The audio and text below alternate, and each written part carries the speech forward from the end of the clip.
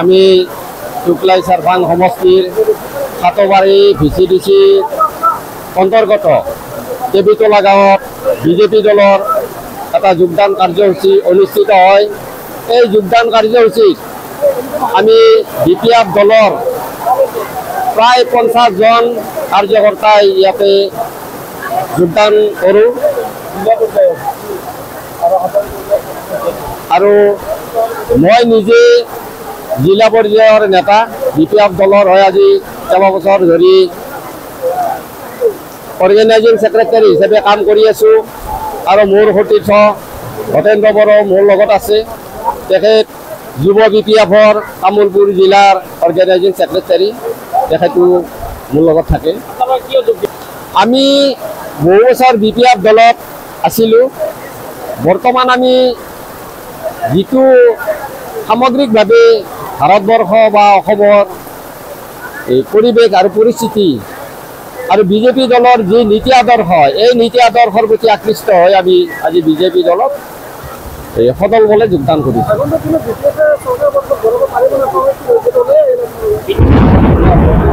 আজি BPF দলৰ বৰ্তমান সময়ত যিবিলাক কাণ্ডাৰী আছিল তেখেতসকল বিশেষকৈ বিজেপি দলত গুচি গ'ল। এতিয়া আমাৰ যোৱা BPF দলৰ যি সভাপতি আছে হাগ্ৰামা মহিলাৰী আৰু সম্পাদক মনেশ্বৰ ব্ৰহ্ম অকলশৰীয়া যেন অনুভৱ হয়। এই BPF দলে ভৱিষ্যতে চৰকাৰ গঠন কৰিব বুলি মোৰ মনে নাথাকে। সেইকাৰণে আমি সকলোৱে BPF দলৰ পৰা আহি প্ৰায় আজি ইয়াতে 50 জন মানুহে আমি যোগদান কৰিছোঁ। জিলা পৰ্যায়ৰ নেতা আছে, আমাৰ ব্লক পৰ্যায়ৰ নেতা আছে আৰু আমাৰ প্ৰাইমাৰী পৰ্যায়ৰ নেতা আছে। আজি যিটো চিটুৱেশ্যন বেয়া আমাৰ BPF দলত 17 বছৰ শাসনত যিগিলা সাধাৰণ মানুহৰ কাম কৰিব লাগিছিল এইবিলাক হোৱা নাই আৰু বহুত কষ্ট মাজেৰে BPF দলে মানে আছিল ৰাজপুৰত আৰু আহিব আমাৰ প্ৰাইমাৰীৰ পৰা মোটামুটি ডাঙৰ ডাঙৰ বাপ থকাবিলাক আহিব, ডিষ্ট্ৰিক্টৰ পৰা আহিব আৰু ব্লকৰ পৰাও আহিব। মই হেৰি তামুলপুৰ জিলাৰ অৰ্গেনাইজিং সেক্ৰেটাৰী আছিলোঁ। পিছবেলাও যোগদান जानाय कारणानो जाबाय दिनै BJPनि हावाया जोबोर मोजां। मानो होनोब्ला स्टेटआवबो BJP, सेन्ट्रेलावबो BJP, जोंनि बिटिआरआवबो BJP। दा जिथुनिखि UPPL दल दाथ' BJPआसो सलायबाय थादों आरो बिथांमोना जिखिनि बर' मानसिखौ लानानै खामानि मावनांगौमोन बिथांमोना हायाखै। बेनिखायनो जोङो BJP दलखौ बिसोरनि नीति आदर्श मोजां मोननानै जोङो जोगदान जाबाय आरो जोङो BJP दलनि गोख्रों खामानि मावलांगोन आरो सुक्लाय सेरफाङाव BJPआनो हाई स्पट मोनगोन, रावबो लाखिनो हाया। बेखिनि काटरबारी VCDC আজি আমি দেৱীতলাত আমাৰ BJP দলক ভাল পায়। BPF দলৰ জিলা পৰ্যায়ত 50 জন আৰু জিলা পৰ্যায়ত আমাৰ ডিষ্ট্ৰিক্ট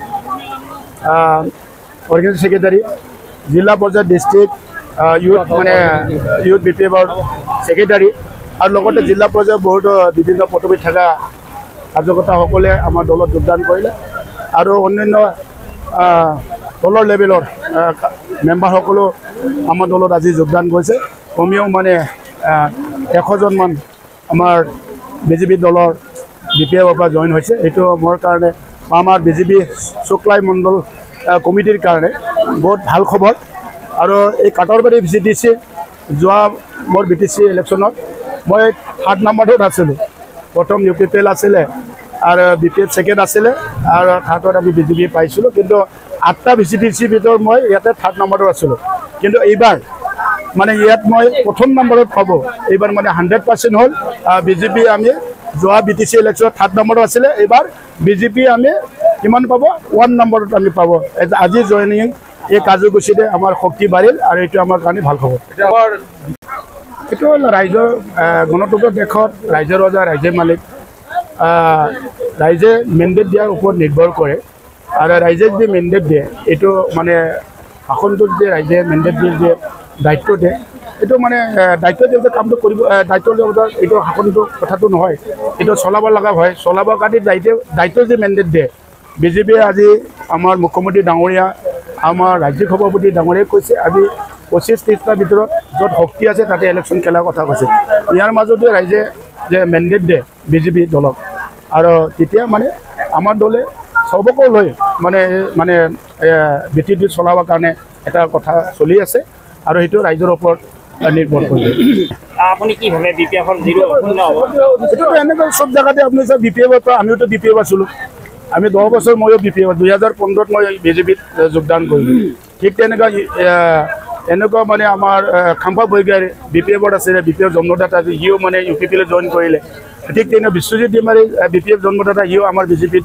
এতিয়া জইন হৈ এতিয়া অসম বিধানৰ অধ্যক্ষ হিচাপে দায়িত্ব লৈ কাম কৰি আছে ঠিক তেনেকুৱা মন্ত্ৰী 2বাৰমান 3বাৰমান মন্ত্ৰী হোৱা চন্দন ব্ৰহ্ম ইওতো মানে বিপিএফ জন্মদাতা আছিল ইওতো ইউপিপিলত আহিল সেইবিলাক নেৰচন ডেপুটি স্পিকাৰ ইও মানে ইউপিপিলত জইন হ'ল ঠিক তেনেকুৱা আমাৰ তাতো মানে বিপিএফ বা ইলেকশ্যন কৰি বিটিচি ইলেকশ্যনত বিজিত গেৰা তেখেতক মানে বিপিএফৰ ইলেকশ্যন জিতি আমাৰ বিজেপিত এতিয়া কাম কৰি আছে ঠিক দৰে দেবেন বৰা প্ৰাক্তন ইএম তেখেতেও মানে বিপিএফ আছিল আমাৰ দলত এতিয়া কাম কৰি আছে ঠিক তেনেকুৱা ৰাজীৱ ব্ৰহ্ম আমাৰ কোকৰাঝাৰত ৰাজীৱ ব্ৰহ্ম আপোনালোকে সকলোৱে জানে ৰাজীৱ ব্ৰহ্ম বিপিএফৰ ইলেকশ্যন জিতিছিল আৰু এতিয়া আমাৰ দলত কাম কৰি আছে প্ৰভাত বসুমতাৰী তেখেতেও মানে বিপিএফ পৰা ইলেকশ্যন জিতিছিল আৰু বিজেপিত এতিয়া কাম কৰি আছে ঠিক তেনেকুৱা বিপিএফৰ দলৰ মানে ভাল নেতাবিলাকে এতিয়া বিজেপি আৰু ইউপিপিলৈ যোগদান হ'ল সেই হিচাপে মই ভাবোঁ বিপিএফ দলে এতিয়া শক্তি নাই আৰু